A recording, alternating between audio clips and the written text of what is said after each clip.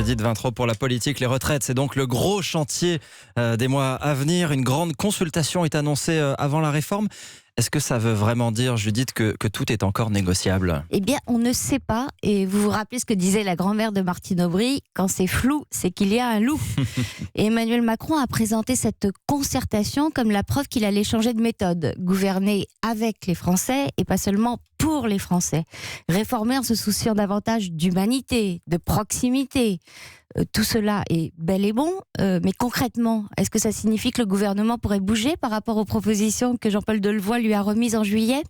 Agnès Buzyn, la ministre de la Santé, a parlé de consulter les Français. Quand vous consultez, vous ne suivez pas forcément les avis qu'on vous donne.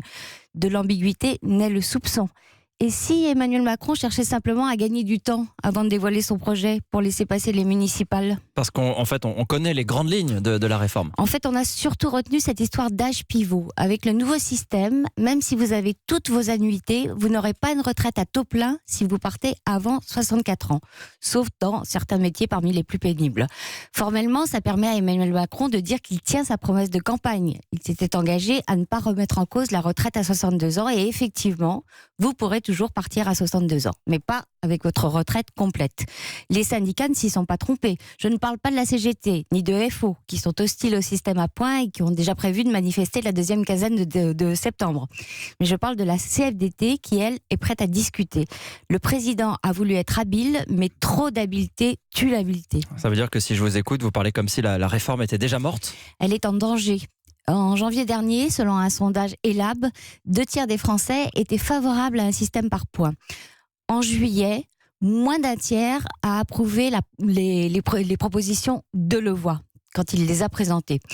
On peut discuter des modalités, mais une réforme est absolument nécessaire. Les Français n'ont pas les moyens de partir à la retraite plus tôt que tous leurs voisins européens et dans de meilleures conditions. Si rien n'est fait, notre système, qui se rapprochait de l'équilibre depuis 2017, va replonger dans le rouge d'environ 10 milliards d'euros d'ici 3 ans. Donc oui, le nouveau système sera moins avantageux, mais il faut le dire, parce que lorsqu'on demande des efforts aux gens, il faut éviter de leur raconter des histoires.